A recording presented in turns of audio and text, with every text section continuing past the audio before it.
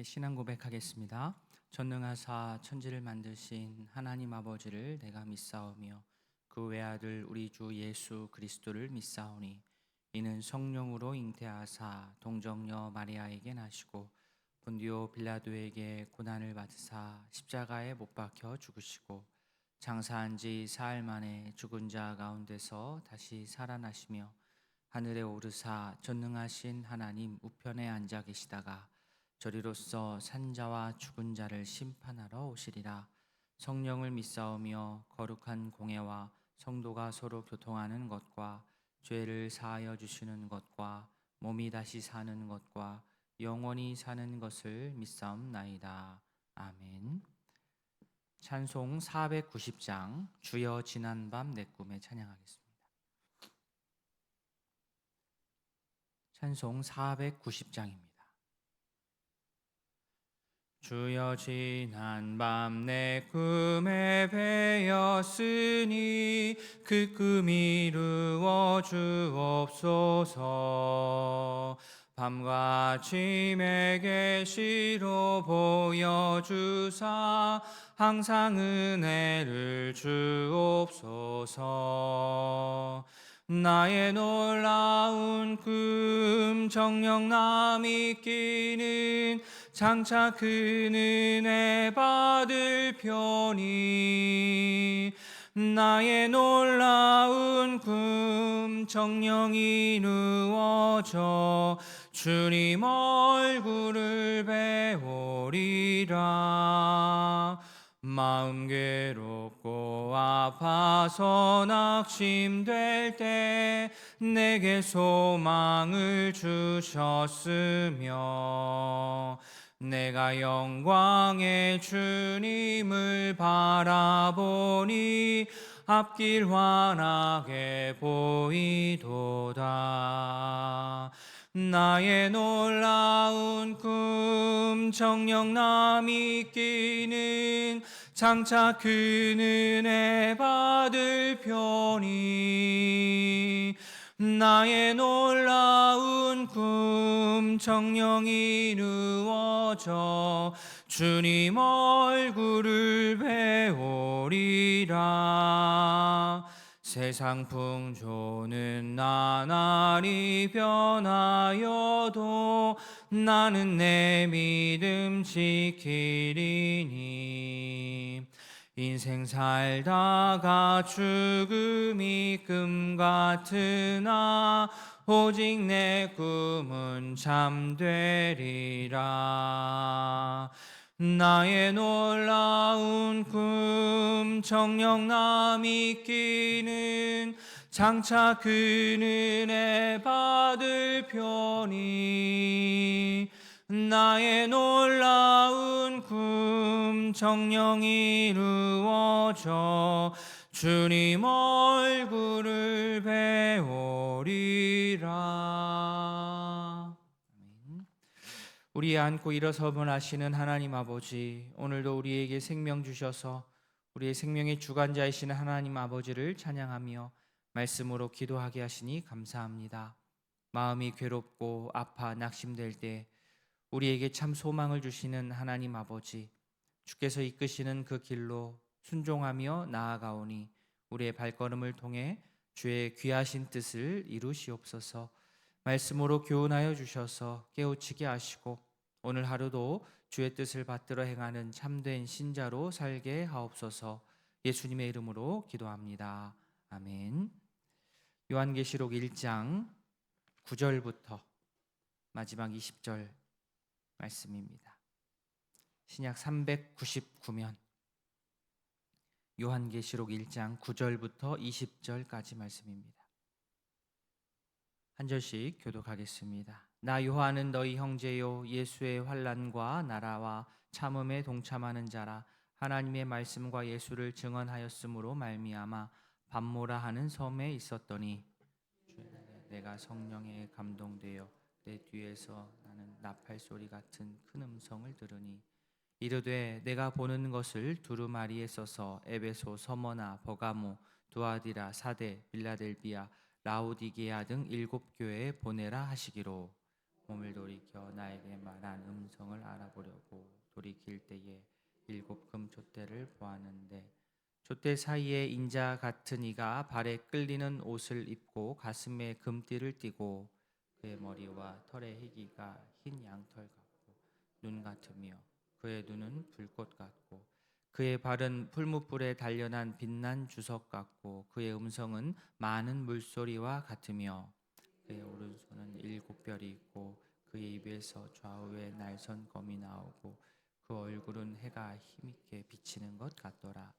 내가 볼 때에 그의 발 앞에 엎드러져 죽은 자 같이 되매 그가 오른손을 내게 얹고 이르시되 두려워하지 말라 나는 처음이요 마지막이니 곧 살아있는 자라 내가 전에 죽었었노라 볼지어다 이제 세세토록 살아있어 사망과 음부의 열쇠를 가졌노니 그러므로 내가 본 것과 지금 있는 일과 장차 될 일을 기록하라. 내가 본 것은 내 오른손에 7별의 비밀과 또 7금촛대라. 7별은 7교회의 사자요 7촛대는 7교회니라. 아멘. 요한은 이 계시록 말씀을 받는 사람들을 자신의 형제다 이렇게 소개했습니다. 9절에 그렇게 나오죠. 형제라. 우리는 같은 형제다 이렇게 말을 하는 이유는 그렇게 하면 이 요한과 이 말씀을 받는 이 사람들이 이 성도들이 같은 처지에 있다. 우리는 같은 배를 탔다. 이런 뜻입니다. 어느 측면에서 같은 처지인가 하면 9절 말씀 나온 대로 환난, 그리고 나라, 참음 이 세 측면에서 우리는 같다. 이렇게 얘기합니다. 자, 그들은 지금 환난을 같이 당하고 있으며 그들은 나라에 함께 하고 있으며 그들은 참음, 즉 인내도 함께 했습니다. 하나님 나라에 이렇게 함께한다, 동참한다라고 하는 것은 살면서 하나님의 존재를 인정하고 더 나아가서 하나님의 통치를 인정하고 그래서 인정하기 때문에 하나님의 그 원하시는 뜻대로 모두가 같이 살아보려고 애를 쓴다는 뜻입니다. 그러다 보니 세상과는 다른 부분이 생길 수밖에 없고 그래서 갈등이 일어나고 어려움을 겪을 수밖에 없습니다. 그래서 환난의 시기를 보내려면 결국 인내가 필요합니다. 외부의 압력에 굴하지 않고 잘 버텨내는 것이 인내입니다. 요한은 하나님의 말씀과 예수님을 증언했기 때문에 외부로부터 압력이 있었고 결국 체포되어서 이렇게 반모라는 섬, 반모섬에 잡혀 들어갔습니다. 유배되었습니다. 겉으로 보면 잡혀서 자신의 자유를 제한받고 반모섬 그 안에 유배가 되었기 때문에 참 안타까운 상황이고 가능하면 이 안타까운 상황을 벗어나고자 해야 되겠지만 하나님께서 허락하신 이 고난의 자리는 단순한 희생이 아니라 하나님의 계시를 경험하는 그러한 자리이기도 합니다. 그런 이중적인 뜻이 있습니다. 아무리 신앙이 좋은 신자라고 해도 사실 고난 자체를 반길 사람은 없을 것입니다. 어쩔 수 없는 고난이 또 있습니다. 그런데 그 고난이 우리에게 주는 교훈이 또 있습니다. 고난 중에만 들리는 하나님의 특별한 음성이 있다라는 사실을 우리가 인정합니다. 그 고난 중에 들려주시는 하나님의 말씀에 귀를 기울여서 바라기는 오히려 그 고난 위에 우리가 올라서서 하나님 말씀을 세상에 증언하는 그러한 복음의 증인, 그러한 그리스도인으로 우리가 살아갈 수 있기를 바랍니다. 그러던 중 요한이 주의 날에 성령에 감동되어서 어떤 음성을 듣습니다. 그냥 음성이 아니라 나팔 소리와 같이 아주 큰 음성입니다. 얼마나 컸으면 이것을 나팔 소리와 같다라고 얘기하겠습니까? 그만큼 분명하게 들었다는 것이죠. 그 음성의 내용이 11절입니다. 네가 보는 것을 두루마리에 써서 에베소, 서머나, 버가모, 두아디라, 사데, 빌라델비아, 라오디게아 7교회 보내라 라는 이 음성을 나팔 소리와 같이 큰 음성으로 요한이 반모섬에 있을 때 들었습니다. 나팔 소리와 같이 이 큰 음성으로 들은 내용을 이제는 혼자 듣고 끝날 게 아니라 여기서는 전하라, 보내라라고 했으니까 이 내용을 전달해야 될 의무가 요한에게 주어진 겁니다. 그리고 그 음성을 듣고 딱 돌이켜서 몸을 돌이켜서 보니까 일곱 금 촛대가 있고 촛대 사이에 인자 같은 이가 발에 끌리는 옷을 입고 있었습니다. 13절부터 16절까지가 이 부분, 요한이 딱 물론 뭐 실제로 보았는지 아니면 환상 중에 보았는지 여튼 요한이 분명하게 본 모습들이 묘사가 된 게 13절부터 16절까지입니다. 가장 먼저는 옷이 눈에 보였습니다. 그 옷은요, 아론 같은 대제사장이 입었던 제사장의 의복입니다. 요한은 자기가 본 이 예수님의 모습을 여러 각도에서 묘사를 했는데, 먼저 머리 흰 양털과 같았습니다. 흰 양털, 이것은 우리가 직관적으로 생각하듯 순결함, 죄 없으심, 이것과 연관이 됩니다. 다음으로는 눈이 불꽃 같았습니다. 예수님을 보는 다른 사람도 불로 정결케 하시는 분이라는 거죠. 발은 풀무불에서 달구어낸 노새와도 같았습니다. 이 예수님의 나라, 정말 영원할 것을 상징합니다. 음성은 큰 물소리와 같았고 오른손에는 7별을 쥐고 있었습니다. 앞에서 언급한 7교회를 상징하는 7별, 그 7교회가 예수님의 손에 있다, 예수님의 권위 아래에 있다는 겁니다. 다음으로 입에서는 좌우에 날선 검이 나오는데, 이는 구원과 심판의 양날의 검을 상징할 것입니다. 마지막으로 얼굴은 해가 강렬하게 비치는 것과 같다라고 요한이 자신이 본 것을 분명하게 묘사하였습니다. 자, 이런 구체적인 말씀을 들은, 이것을 본 이 요한 당사자는 어떠한 반응을 할 수 있겠습니까? 우리는 당사자가 아니라 말씀에 기록한 것을 우리가 머릿속으로 상상하며 읽는 제3자이기 때문에 우리가 볼 때는 야, 참 신기하다, 참 가슴 벅차겠다, 나도 이것을 경험하고 싶다, 뭐 이런 생각이 먼저 들 것입니다. 그러나 당사자 요한은 신기한 것도 신기한 것이지만 이것은 무서운 겁니다. 그래서 오늘 본문에는 죽은 자와 같이 됐다라고 합니다. 17절 앞부분 보시면 내가 볼 때에 그의 발 앞에 엎드려져 죽은 자 같이 되매, 이렇게 나옵니다. 이 반응이 어쩌면 당연한 반응입니다. 놀라운 것도 있지만 동시에 두려웠습니다. 이런 요한에게 주님은 오른손을 얹으시고 말씀을 하셨어요. 두려워하니까 이렇게 말씀하셨습니다.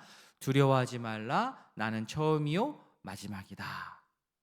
이게 무슨 말이냐면 예수님이 곧 하나님이다 라는 뜻입니다. 예수님이 하나님으로서 두려워하는 요한에게 손을 얹으시고 그를 두려워하지 말라라고 안심시키셨어요. 그분은 부활하셔서 사망과 음부의 열쇠를 가지고 계신 분이십니다. 자, 지금 오늘 말씀에서 예수님이 7교회를 상징하는 7금 촛대 사이에 딱 서 계셨다라는 것은 예수님께서 이 교회를 안전하게 지키시고 붙드신다는 뜻입니다. 그렇기 때문에 교회는, 그리고 말씀을 대하는 우리는 두려워하지 않을 수 있습니다. 주님께서 우리의 모든 우리를 안전하게 붙들고 계십니다. 요한이 본 이 환상은요, 소망의 징표입니다. 예수께서 죽음을 이기셨고 사망과 음부의 열쇠를 가지고 계시기 때문입니다. 그 예수님이 세세토록 살아계시는 분이시기 때문입니다. 이러한 요한이 기록한 환상을 본 우리는 그러면 어떻게 우리의 마음을 가져야 됩니까? 예수님을 따르는 성도로서, 예수님을 따르는 이 시대의 제자로서 우리의 본분을, 사명을 다시 한번 분명하게 확인해야 됩니다. 요한이 말하는 환난과 핍박, 우리가 보통 환난이다, 핍박이다 라고 하면 첫 번째로 드는 생각은 단순 무식하게 힘으로 밀고 오는 환난과 핍박을 생각하는데, 그게 한쪽이고요. 그게 한 축입니다. 힘으로 밀고 들어오는, 강압적으로 밀고 들어오는 환난과 핍박이 한 축이고요. 근데 그것이 전부가 아닙니다. 또 다른 한 축이 있는데, 이것은요, 로마 제국이 제공하는, 로마 제국으로 대표되는 물량과 부유함과 안정과 쾌락이라고 하는 것이 또한 한 축입니다. 어쩌면 이 제국이 약속하는, 이 제국이 제공한다는 이 안락함이 우리 인간에게는 더 위험한 물결이 아닐까도 생각합니다. 두 가지 다 주의를 해야 되죠. 폭력과 죽음에 대한 두려움이 하나가 있고, 또 제국이 제국을 향하는 쾌락의 유혹. 이 성도는, 제자는 이 두 가지를 결국에는 예수님이 다시 오시는 그날까지 맞서 싸우며 분별하며 살아가야 되는 자들입니다. 그래서 이 상황이 환난인 것입니다. 세상의 폭력과 쾌락의 논리를 바라보면서 그것에 휘둘리지 않고 죽음을 이기시고 부활하신 예수님의 뜻을, 그 분명하신 뜻을 따라 제자의 길을 끝까지 걷겠노라 다짐하는 그런 자가 진짜 이 시대의 예수님의 제자입니다. 바라기는 우리 예수님의 제자로 우리 모두가 살기를 소원합니다. 환난 가운데에서 우리가 살아야 됩니다. 죽음을 이기시고 부활하신 주님만 믿고 따르는 의동교회 모든 성도님들 되시길 진심으로 바랍니다. 아멘. 오늘 두 가정을 위해서 기도하겠습니다. 허우성 집사님 가정, 가족 믿음 성장과 건강, 성령 충만의 삶, 딸 허경원 자매, 우리 가족이 예배에 나올 수 있도록 기도해 주시기 바랍니다. 우리 신영란 집사님 가정, 말씀과 기도로 성령 충만한 가정 될 수 있도록 양가 가족의 구원을 위해서 우리 민규 형제 믿음 성장할 수 있도록 지혜로운 학교 생활 위해서 기도해 주시기 바랍니다. 오늘 말씀을 기억하면서 환우들의 건강 회복과 속해 있는 목장과 또 저녁에 있을 수요 기도회를 위해서, 그리고 우리 고 하태근 성도의 가족, 슬픔을 당한 성도의 가족 위로해 주시기를 기도해 주시기를 바랍니다. 다 함께 기도하겠습니다.